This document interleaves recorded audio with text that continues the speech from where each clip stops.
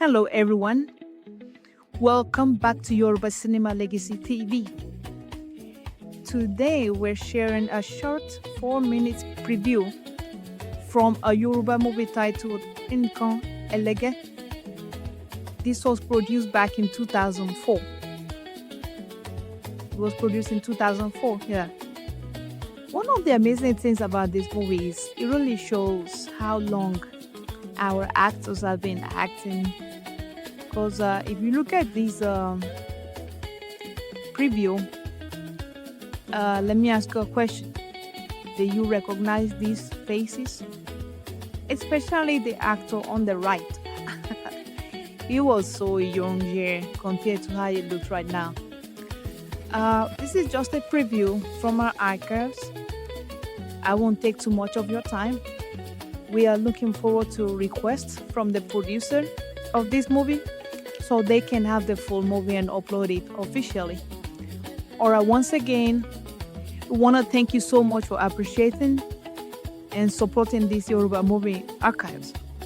Your encouragement keeps up going, and we've got many more previews and memories to share with you soon. Okay, see you next time.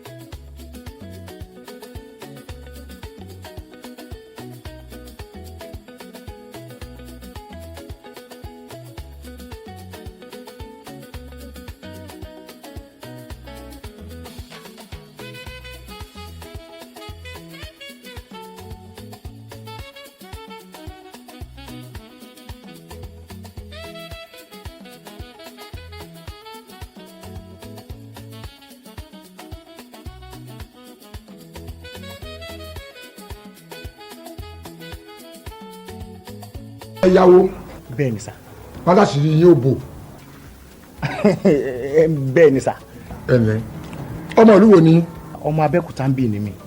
Abẹ́òkúta ń bí. bẹ́ẹ̀ ẹ̀dẹ̀ ní bàbá. pọ́pùsì mi sì wà dáàdì mi wà.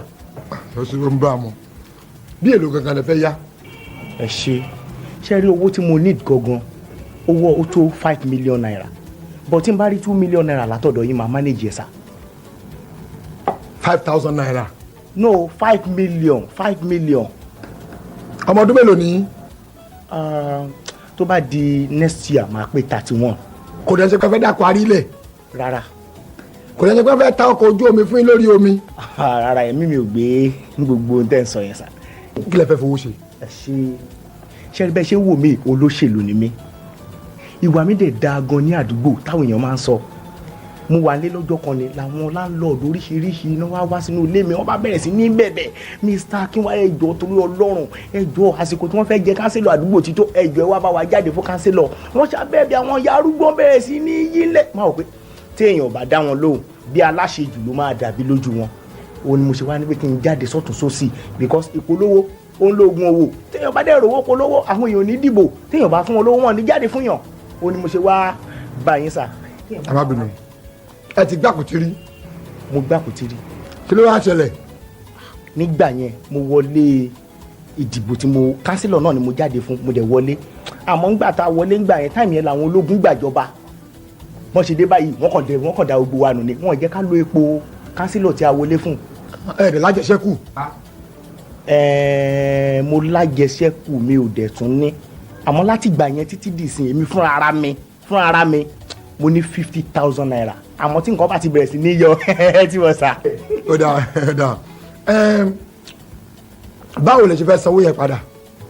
ó simple tí n bá ti wọlé ìdìbò tí mo ti wọlé kánsílọ̀ àwọn ẹ̀sùn rẹ́rẹ́ lóríṣiríṣi tó bá ń wọlé. owó òlù. something like that. tẹ́ bá wa wọlé ńkọ́. a lè díẹ̀ ọ̀bọ̀ tí máa wọlé àwọn bọ́tì oríṣiríṣi ni mo ti tẹ̀ káàkiri pẹ̀lú ìrànlọ́wọ́ tí yín náà máa wọlé. káságbà kò wọ́n lè wá fi ṣe. pẹ̀lú ìrànlọ́wọ́ yín máa wọlé. o ti rẹ́dì item kí ni. item 2.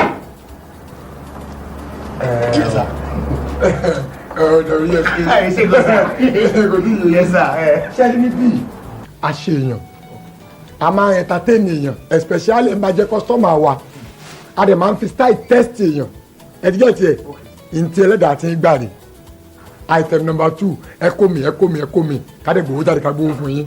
ẹ ṣe gan sa ẹ sà ẹ sà ẹ jọ mi ò ní lè jẹun ìbáyìí torí ó ń gbóná gan. ó ń gbóná. ẹ o mi ò ní lè jẹ báyìí. wọ́n ṣe wà nù omi gbóná. mo ní ọ̀sà mo ti ní ọ̀sà rí wọ́n dẹ̀ ní mi gbọ́dọ̀ jẹ nǹkan tó bá gbóná jù. advice yẹn bá dẹ̀ jẹ gbígbóná o. ẹ jẹ́ ká máa sọ̀rọ̀ lọ bàtí tàtà máa fi sọ̀rọ̀ tán á ti tutù díẹ̀. ẹ máa ń fẹ́ kí nǹkan tutù pátápátá kiri ò sẹ̀ sí. tó bá tutù dáadáa gan. kókó cool gbogbo kẹ́ fi sùúrù ṣe at your own confident time.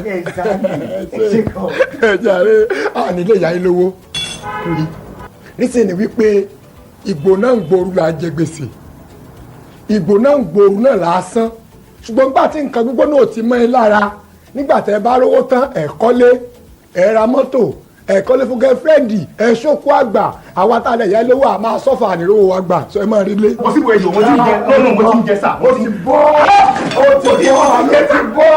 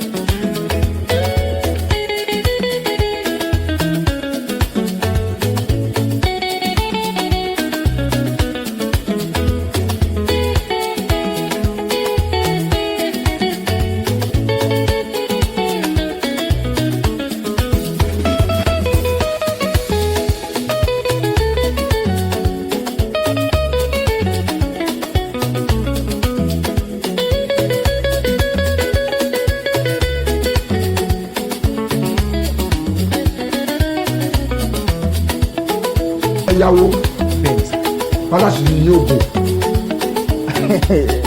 bẹ́ẹ̀ ni sà. bẹ́ẹ̀ ọmọ ìlú wo ni. ọmọ Abẹ́òkúta ń bí mi. Abẹ́òkúta ń bí. ẹ̀ẹ́dẹ̀ ní bàbá. ọ́fíìsì mi sì wà dáàdì mi wà. àti ló ń bá wọn bí èlò gangan lè fẹ́ yá. ẹ ṣe rí owó tí mo ní gangan owó ó tó 5 million naira bó tí n bá rí 2 million naira látọ̀dọ̀ yìí màá manage ẹ̀ sà. 5,000 naira. no 5 million 5 million. ọmọ ọdún mélòó ni. tó bá di next year máa pé 31. kò dẹ́n tí kò fẹ́ dà parí lẹ̀. rárá. kò dẹ́n tí kò fẹ́ ta ọkọ̀.